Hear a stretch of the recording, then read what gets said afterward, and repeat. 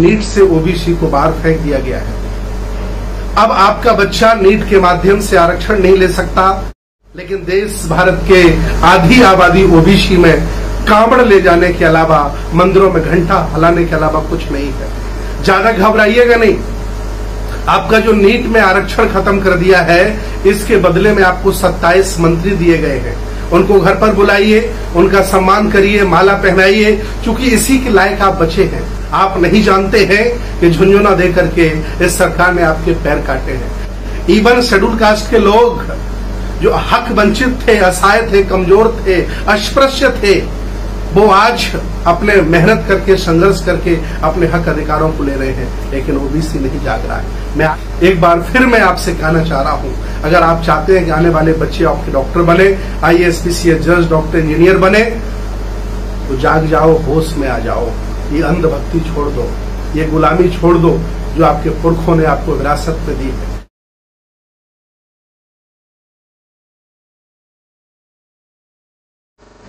सम्मानित मुल्क के मालिकों, मैं बौद्ध भिक्षु सुमित रतन आज एक बहुत महत्वपूर्ण सूचना, दुखद भरी कहानी लेकर के आपके बीच में आया हूं। नीट, जिसे आप अच्छी तरह से जानते हैं, मेडिकल एंट्रेंस एग्जाम होता है। इस एग्जाम में देश भारत का जो अनुसूचित और ST समाज है, इसने अपना हक अधिकार लड़ करके, संघर्ष करके ले लिया है।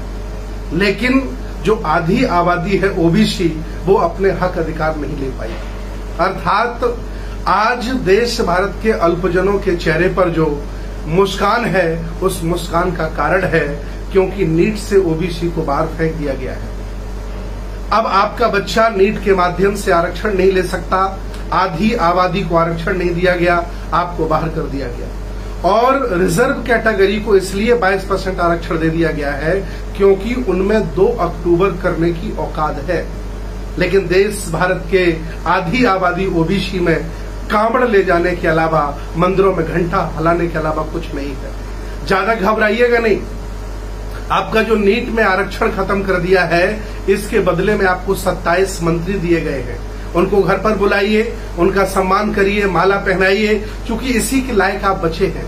आप नहीं जानते हैं कि झुंझुना दे करके इस सरकार ने आपके पैर काटे हैं। मैं आपको बता दूं, भूपेश बघेल की सरकार में, छत्तीसगढ़ सरकार में जब पहली बार 27% ओबीसी को आरक्षण दिया गया, तो उसका खिलाफत करने वाला कोई और नहीं, अल्पजन था।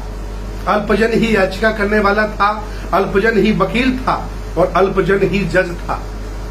और उन्होंने क्या फैसला किया होगा आप अच्छी तरह से जानते हैं। हिम्मत जुटाई एक सरकार ने ओबीसी को पूरा आरक्षण देने की। मैं आज भी अपील कर रहा हूं कि देश भारत में जो अल्पजनों का सम्मान, ब्राह्मणवाद, उनके देवी देवता मंदिर जो स्थापित है, वो किसी और की वजह से नहीं, ओबीसी की वजह से है।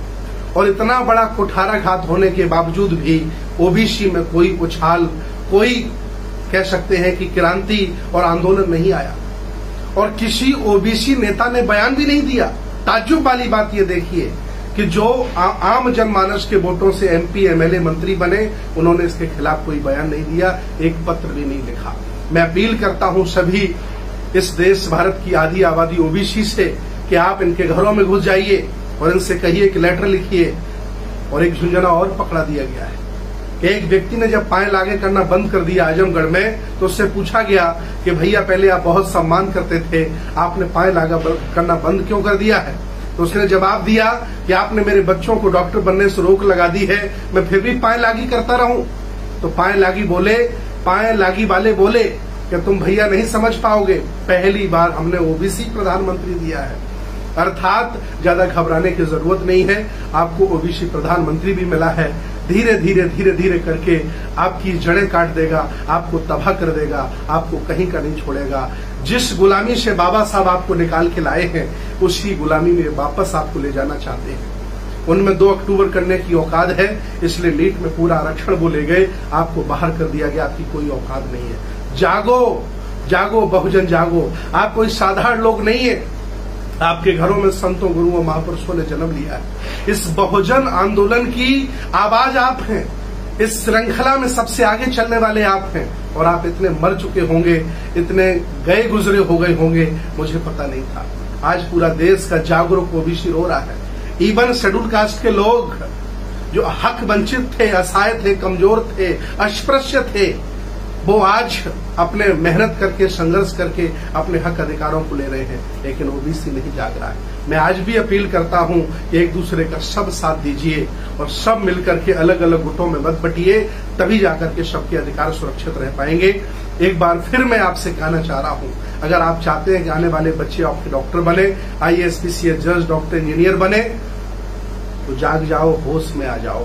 ये अंधभक्ति छोड़ दो, ये गुलामी छोड़ दो जो आपके पुरखों ने आपको विरासत में दी है, छोड़ दो उनको गुलामी को, और इस सरकार के खिलाफ मुखर होकर के खड़े हो जाओ। शर्म नहीं आई तुम्हें?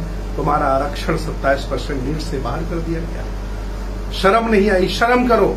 मैं बार बार आपको आता रहूंगा, आपको जगाता रहूंगा और आपको समझाता रहूंगा कि आपके साथ कहां न्याय हो रहा है। बहुत बहुत धन्यवाद।